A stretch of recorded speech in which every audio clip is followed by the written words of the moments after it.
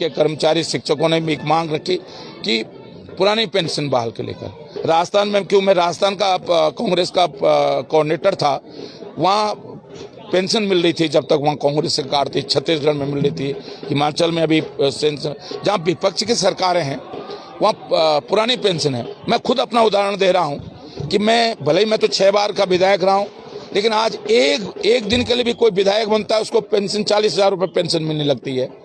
कोई एक सांसद एक दिन के लिए सांसद बनता है तो उसको पेंशन मिल लेते। जो 35 साल नौकरी कर रहा है, जो 40 साल नौकरी कर रहा है, उसको क्यों नहीं पेंशन मिलेगी?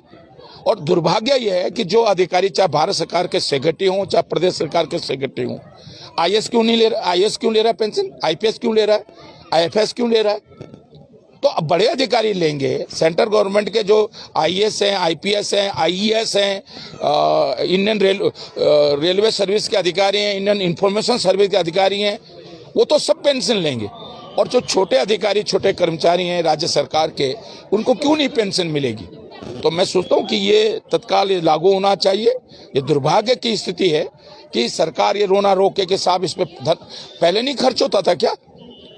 आज़ादी से लेकर अब तक 2005 तक, 30 सितंबर 2005 तक आज पेंशन मिलती रही लोगों को। क्या तब नहीं था देश गरीब क्या? तो मैं सोचता हूँ ये दुर्भाग्य की स्थिति है। और क्योंकि हमारे पहाड़ में ज़्यादातर, और ये जो फौज में भर्ती होने की जो योजना है, वो क्या नाम, अग्निवीर। देखिए हमारे उत्तराखंड में सबसे बड़ा रोजगार का साधन क्या था कि हम फौज में भर्ती होते थे। और आज दुर्भाग्य से क्या हो गया कि जो 4 साल, जैसे ऐसा लग रहा है कि पीआरडी के जवान की तरह योजना हो गई है। आज हमारा भविष्य चौपट हो गया है, क्योंकि 4 साल कोई फौज में रहेगा तो उसके अंदर वो भावना नहीं आएगी, उसके अंदर वो अनुशासन नहीं आएगा, उसके अंदर वो जज्बा नहीं आएगा। ट्रेनिंग करेगा जब तक वो देश के लिए कुछ कर पाएगा, कोई लड़ाई लड़ेगा देश के लिए, देश से सीमा में सुरक्षा करेगा, तब तक उसका रिटायरमेंट का टाइम हो जाएगा।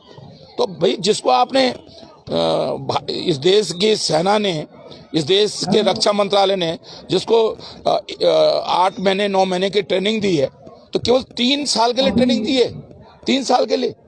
उसका प्रयोग पूरे देश के 15-20 साल, जब तक वो जवान है तब तक उसकी सेवाएं लेनी चाहिए।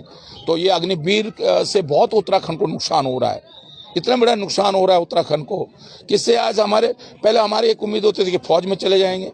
आज हमारा नौजवान फौज में नहीं जा रहा है। अभी मुनकरेती में जो आत्महत्या की एक नौजवान ने इसलिए की क्योंकि आज लोगों को बुरा लग रहा है। मैं गढ़वाल राइफल्स का हेडक्वार्टर जहाँ लेस्टोन है, मैं 10 साल वहाँ से विधायक रहा हूँ। मैं देखता था कि लोग कितनी उम्मीद से जो है भर्ती होने के लिए आते थे। तो धीरे धीरे क्या हो रहा है, हमारे पहाड़ों में क्या है, हमारे पास कुछ है ही नहीं। तो लेके देखे नौकरी फौज होती थी, मास टीचिंग होती थी, जो पढ़ लिख जाते थे वो टीचिंग में जाते थे, जो कुछ फौज में चले जाते थे। तो ये दुर्भाग्य कि आज दोनों ही व्यवसाय हमारे हाथों से छीन ले गए। बीएड भी 2 साल का हो गया। अब पहले बीए करके लोग बीएड 1 साल का बीएड करते थे और बीएड भी 2 साल का कर दिया गया। तो ये जो चीज़ें हो रही हैं ये कहीं ना कहीं उत्तराखंड को नौजवान के मन में कुंठा पैदा कर रही हैं।